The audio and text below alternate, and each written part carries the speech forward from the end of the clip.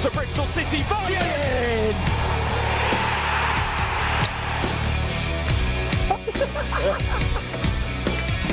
Oh, he's done it. As well's got the finish. Here goes Bell. It's a brilliant run from Sam Bell all the way.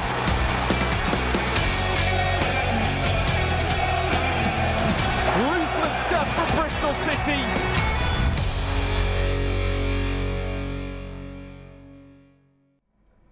The Sky Bet Championship returns and Bristol City return home for the first time in 3 weeks and their first 3 o'clock kickoff at Ashton Gate in over a month. A disjointed couple of displays has stunted the Robins' growth somewhat before the international break, but with big returns to the squad today, could Nigel Pearson's side make an immediate return to form as we enter the tail end of the season? Just 3 points separate today's teams. Bristol City sit 14th in the championship table. The Royals 4 places below. A win needed for them to move clear of the bottom 3 as 9 points separate them from the relegation zone and the form is not on their side. Bristol City need wins fast themselves with their faint hopes of a place in the top 6 fading, but as long as it's mathematically possible, you can bet Nigel Pearson is determined to stay in the race. Good afternoon. Welcome to Robins TV. Delighted to have you with us today. My guest this afternoon is a former Bristol City striker, a man who scored over 50 goals for the club in 4 seasons here and now current ambassador for the Former Players Association. Mr. Tony Thorpe joins us in the Robins TV studio today. Tony, how are you? I'm really good, thank you. Looking forward to this one? Absolutely, yes. We had a brief chat just a minute ago. I fancy Bristol today. I think Nigel will want a good end to the season. Having what you've just said, it's not been a great March, so looking forward to 3 points today. Yeah, we are back after the international break, of course, and it's the business end of the season. Not so much for us today, but today's opponents, Reading, are just looking over their shoulders a little bit at that relegation zone. Could that mean there may be a danger today? Well, yeah, you can't take anybody lightly in the Championship. Nigel will want Bristol to have a good end to the season. I think you're right. I think Bristol will be mid-table. I don't think they're going to get relegated, whereas Reading, on the other hand, have got to look over their shoulder slightly. And they'll be tough to play against, with obviously Andy Carroll up the top, you know, always proves a handful to the 2 centre-halves of Bristol City today. But I just think Bristol City will have just too much today in this game. Yeah, I mean, the boys did look a little leggy, I think it's fair to say, in the last couple of games. It is a small squad and it's a long old season, but do you think that break has done them good, perhaps? We might see it today that the break is a rest is sometimes as good as anything, really. Yeah, 2 defeats and not a very good March. I think Luton and Swansea on the travels, and obviously beating Blackpool at home, which was a good result. I think Reading, to be fair, will obviously offer some threat. But with the break that you've just mentioned, Nigel will be really pleased to get the players, you know, in and out of training, maybe a couple of days off, and get them refreshed for today's game. Yeah, and we're just going to go to the teams very shortly. But before we do, I just want to ask you what you want to see from Bristol City today. Well, we've just said it. We've got 3 or 4 games left at home. Nigel and the coaching staff will definitely want a good end to the season. I'd expect the players to really start on the front foot today. He's shown with playing Naki, obviously Wyman and Conway in some capacity up the top there. Whether he plays depends on what system he plays today, but he's shown already that that's attacking force there with lots of quality. So I'd expect Bristol to be on the front foot and really press Reading quite high up the pitch today. And like I said, I anticipate Bristol with a real good home win today. Okay, fingers crossed. Well, the team news is in. Our man in the commentary box today is Chris Goodwin. So Chris, how's it looking? Yeah, thanks, Dan. You can feel the anticipation building here. But looking at the team news, let's start with the visitors, Reading. The boss, Paul Ince, has opted to go for what looks like a 3-5-2, same as they played in the 1-1 draw at home to Hull City last time out, in which they saw just 38% possession and were largely dominated. But the manager has made 4 changes to his side for today's match at Ashton Gate. It looks as though they'll be sticking with the back 3 as Tom Holmes, former PSG youth product Naby Sarr and Nestor Guinness-Walker come in to replace Liam Moore, taking their places in front of goalkeeper Joe Lumley. The top goal scorer, Tom Ince, doesn't make the matchday squad through injury. He'll be replaced by Tyrese Forner as part of a 5-man midfield that also consists of captain Andy Iadom, former Burnley man Jeff Hendrick, Jesurit Cassidy and Amadou Mbenge. Leading the attack will be former Newcastle and West Ham striker Andy Carroll, and he will be partnered by Ivory Coast forward Yaku Meite. Busanis, 19-year-olds Nelson Abbey and Kelvin Abrefa take their places on the bench alongside Senga, Aziz Lukajau and Ehib Hat Ioman.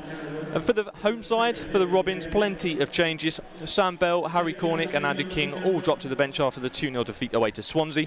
Tommy Conway makes his long-awaited return to the starting lineup following his injury, with Anis Mehmeti, Naki Wells and Matty James all back in the starting 11.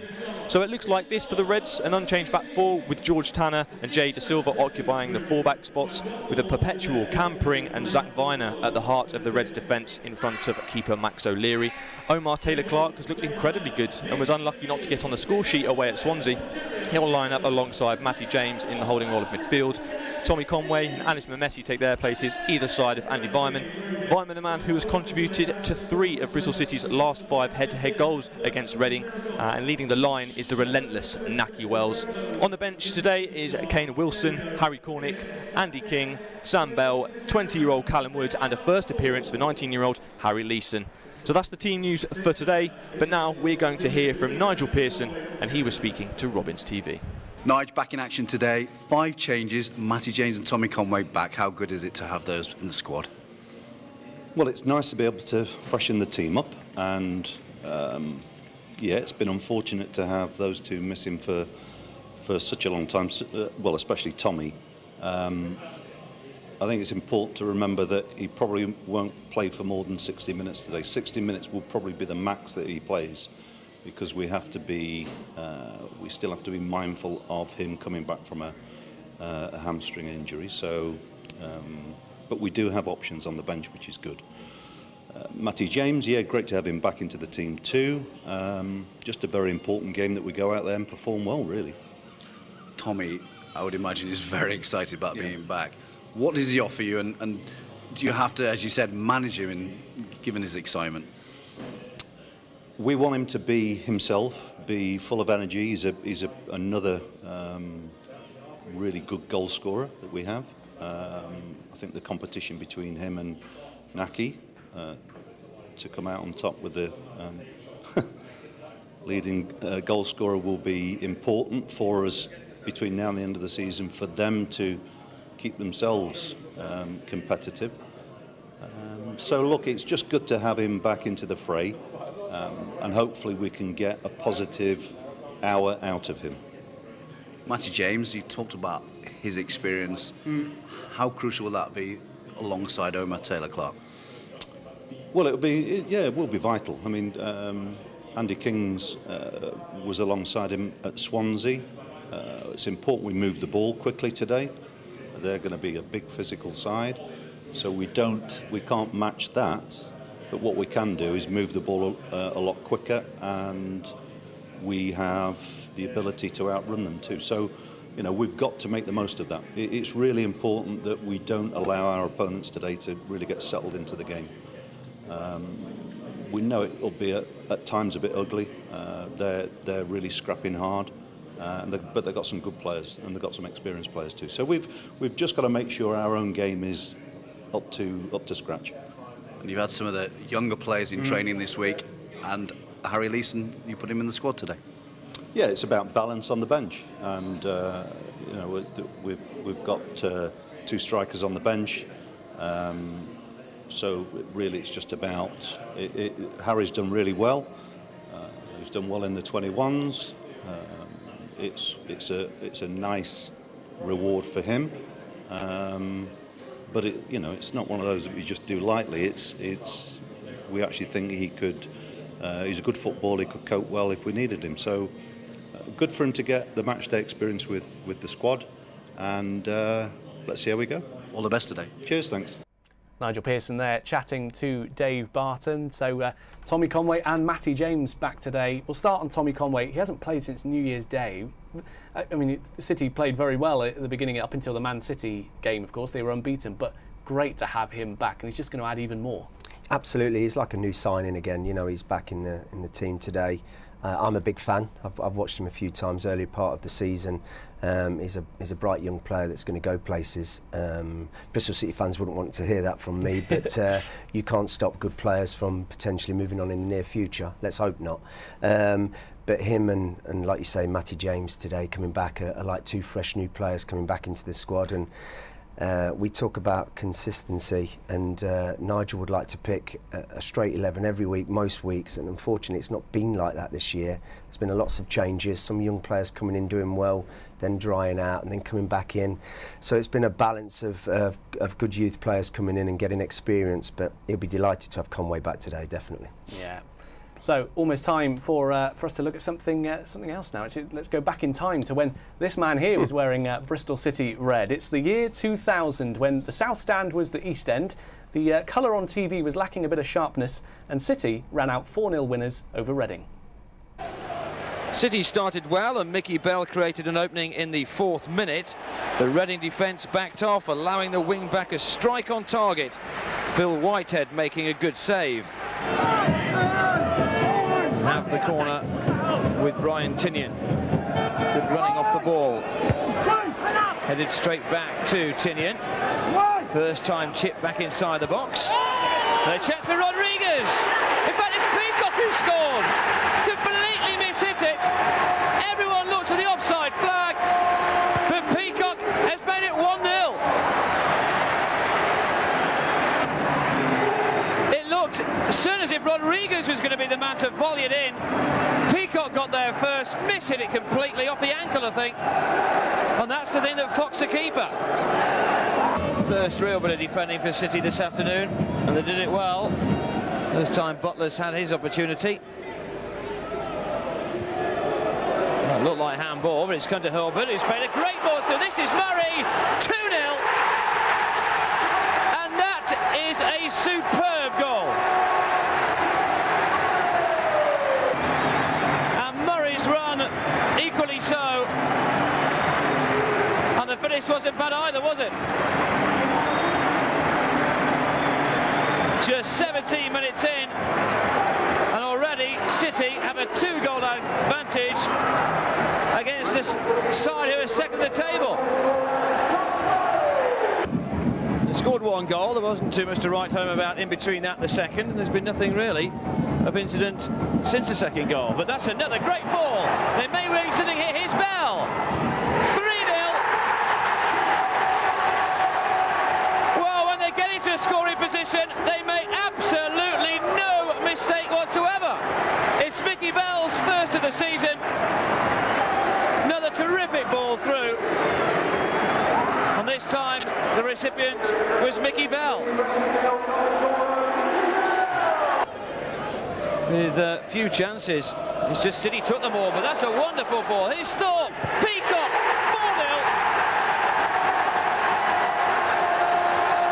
Another wonderful goal. And masterfully executed as well by Lee Peacock for his second. Brown trying to get it past 2 players. It took Igo to come away with it. Now it's Tinian. Through to Beadle, and now here's Thorpe. Great chance to make it number 5. And a very good save indeed. In truth, he shouldn't have really been allowed to make the save. And City should have finished the afternoon in style.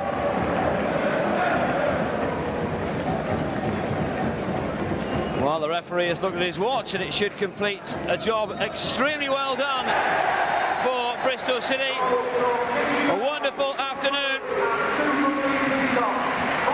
4-0 the score. Really, it wasn't the classic of first halves, but City finished so well all 3 opportunities that came their way. And then in the second, having scored the 4th, it really was plain sailing from there on in. Some great memories there. Bristol City winning 4-0. Could have been 5 though, Tony. Could have been 5 right at the end there. No, I'm kidding. It should have been 5. Yeah, it's a terrible finish. But some great memories there. We were talking there about some of the players that you played with. Some great players and some great memories, surely. Absolutely. Look at the squad now, and you've got some good players here as well, which I've been really impressed with. But you just go back obviously many years ago, and look at some of the good young players like Clist, obviously Tommy Docherty, Scott Murray, I mean, then Matt Hill, and all these players coming through like we're doing now with the youth here at Bristol City. It's amazing, but great memories. Just gutted I didn't score. Great assist though. He got an assist. I got assist. Yeah, I did. Yeah. Exactly. Right. Okay. Less than 15 minutes to go then until kick-off here at Ashton Gate. Still to come, Andy Weimann tells all about his teammates. We remember the last time Reading were in town, plus all the action from Ashton Gate for our overseas viewers. We will see you after the break.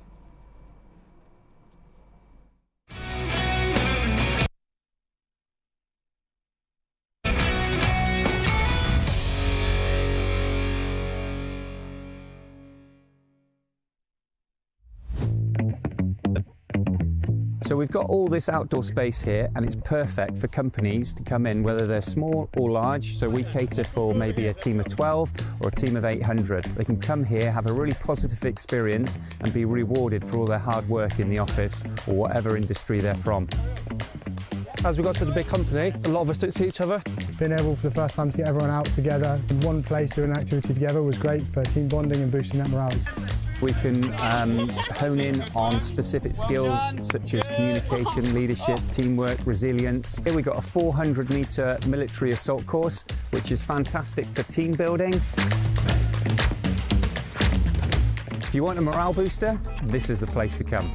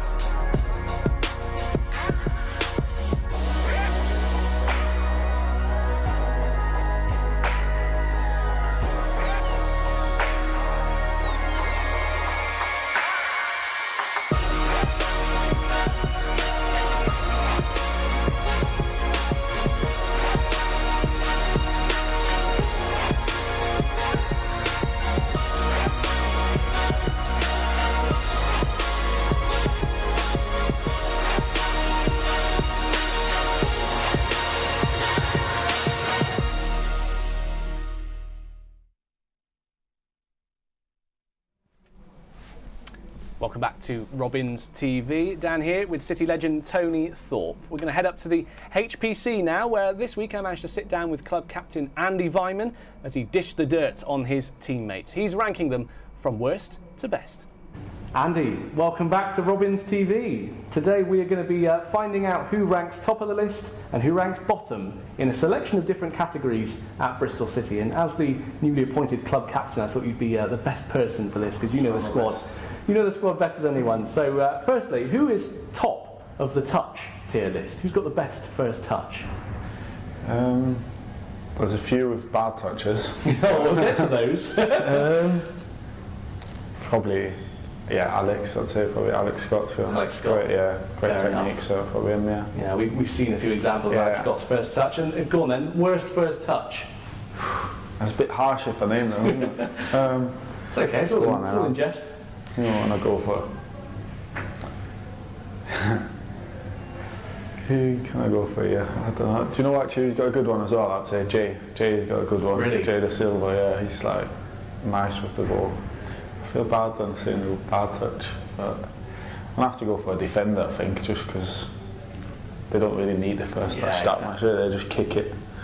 Actually, maybe just. Do you know where we go? I'm going for Harvey, goalkeeper.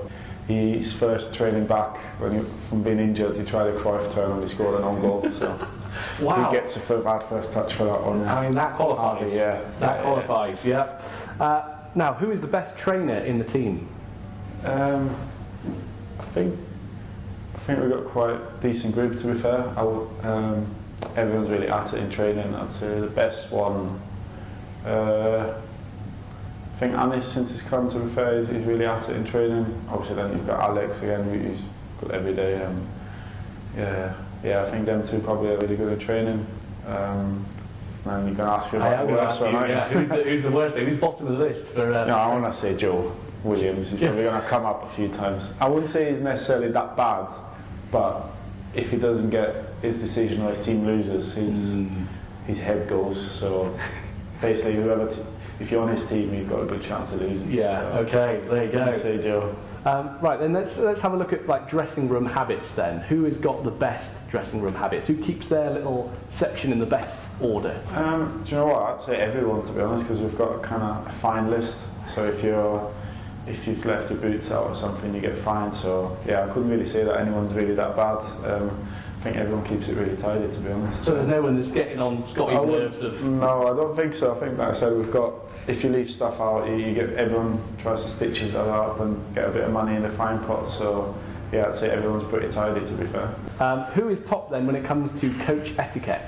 Who is a good person to sit next to on the coach to away games?